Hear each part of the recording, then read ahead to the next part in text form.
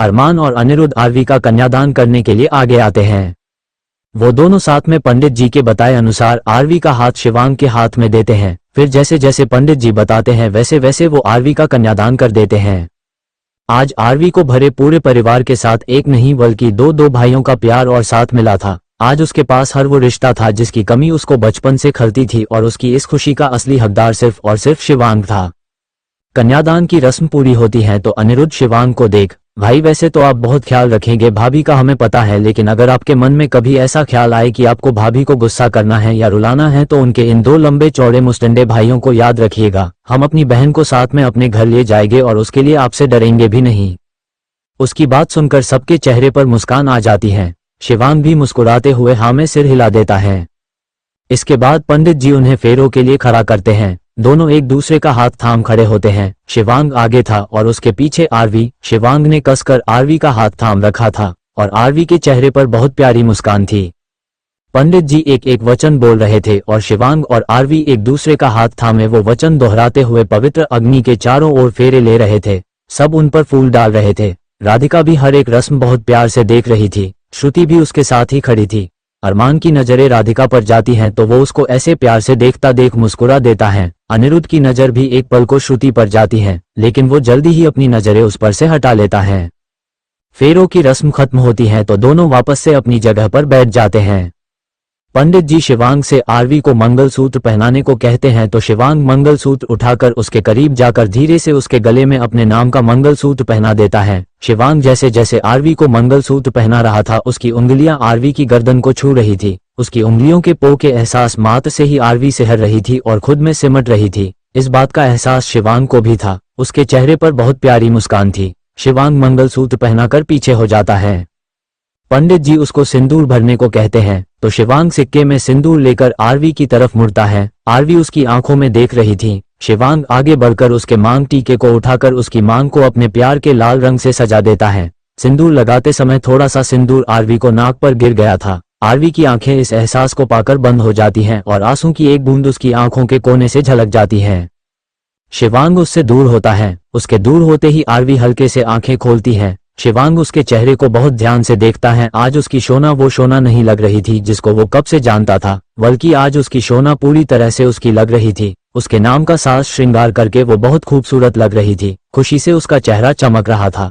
उसके चेहरे की चमक देखकर शिवांग के चेहरे पर भी मुस्कान आ जाती है। पंडित जी दोनों को देख, शादी संपन्न हुई, आज से आप पति पत्नी हैं। उनके बोलते ही सबके चेहरे पर बहुत प्यारी मुस्कान आ जाती है।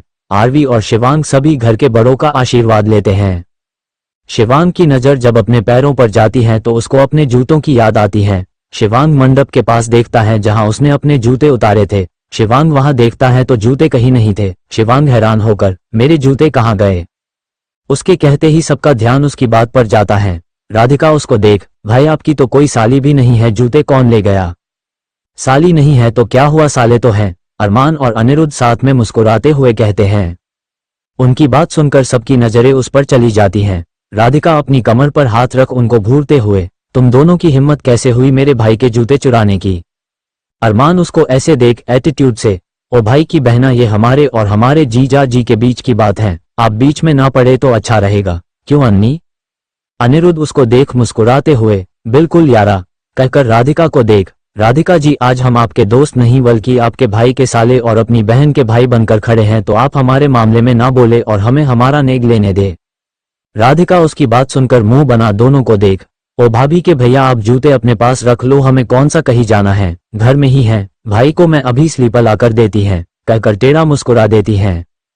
उसकी बात सुनकर सबके चेहरे पर मुस्कान आ जाती है। वही दोनों लड़कों का मुंह बन जाता है। अरमान राधिका की शिकायत आराधना जी से करते हुए, आंटी देखिए अपनी सोन चिड़ैया को हमारी कमाई छीन रही है ये। हाँ आंटी ये तो रस्म होती है ना, बताइए ना अपनी लाड़ों को, अनिरुद्ध भी राधिका को घूर कर कहता है। उनका झगड़ा देखकर सब मुस्कुरा रहे थे। दादी राधिका को देख, अरे सोन चिड़ैया ये तो हक है बच्चों का, लेने दे उन्हें। उनके कहने पर राधिका दोनों को देख, चलो ओल्ड लेडी के कहने पर छोड़ रही हूं तुम दोनों को। एहसान आपका, अनिरुद्ध हाथ जोड़ते हुए कहता है। एहसान नहीं चाहिए, राधिका दोनों को देख आंखें मटका कर कहती है। तो फिर क्या चाहिए? अरमान हैरानी से उसको देखकर कहता है।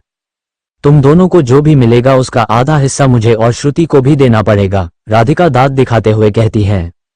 घर बसा ही नहीं और लुटेरे पहले ही आ गए, दोनों एक साथ बोलते हैं। उनकी बात सुनकर श्रुति और राधिका एक साथ शरारत से, जो तेरा है वो मेरा है ना बेबी।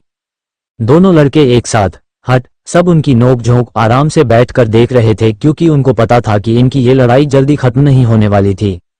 जब किसी के चुप होने का आसार नहीं दिखता तो शिवांग सबको देख गंभीर आवाज में, चुप जाओ। उसकी आवाज सुनकर ही सब शांत हो जाते हैं।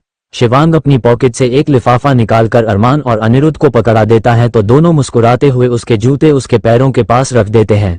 शादी की सारी रस्में हो गई थी, अब शादी के बाद की रस्में होनी बाकी थी। मंडप घर के अंदर बना था, इसलिए शिवांग और आरवी को ले जाकर घर के दरवाजे पर खड़ा कर देते हैं। फिर आराधना जी उनके वेलकम का सारा सामान लेकर आती हैं। अपना प्यार और साथ बनाए रखें और हो सके तो सब्सक्राइब करें, लाइक और शेयर भी करें। नैन्सी गुप्ता, राधे राधे।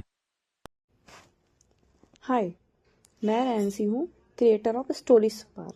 आप मेरी स्टोरीज़ को मेरे चैनल पर सुन रहे होंगे एंड आई होप आपको पसंद भी आ रही होंगी। गाइस, जो इस समय रनिंग स्टोरी चल रही है सबक ज़िंदगी का, वो एक सीरीज़ है। आप अगर उसको फर्स्ट चैप्टर से सुनेंगे तो आपको वो बहुत ईजिली से समझ में आ जाएगी। गाइस, आप बिलीव कीजिए, बहुत ही अच्छी स्टोरी है वो। आप एक बार सुनिए। एक ऐसे जिंदा-दिल लड़के की कहानी है जिसकी ज़िंदगी में एक ऐसा टर्निंग पॉइंट आता है जहाँ पर वो पूरी तरीके से टूट जाती है, लेकिन आप कह सकते हो कि उसका दोस्त या उसका प्यार उसको उस चीज़ से बाहर निकालता है। अब वो टर्निंग पॉइंट क्या है, या उसका दोस्त कौन है, या और भी क्या चीज़ें हैं इस स्टोरी में, वो सब आपको जब आप सुनोगे तब समझ में आएंगी और बिलीव कीजिए आपको बहुत ही अच्छी लगेगी। आज की टाइम जनरेशन में जो हो रहा है ये उसी से रिलेटेड एक कहानी है। आप प्लीज़ इसको एक बार सुनिए एंड समझने की कोशिश कीजिए। अगर आपको कहानी अच्छी लगती है तो मेरे चैनल को लाइक, शेयर एंड सब्सक्राइब कीजिए। एंड अगर आपको स्टोरी से रिलेटेड कोई भी आइडियाज़ हैं या आप चाहते हो मैं इस स्टोरी में कुछ चेंजेस करूं तो आप मुझे कमेंट सेक्शन में ज़रूर बताइए। Thank you so much.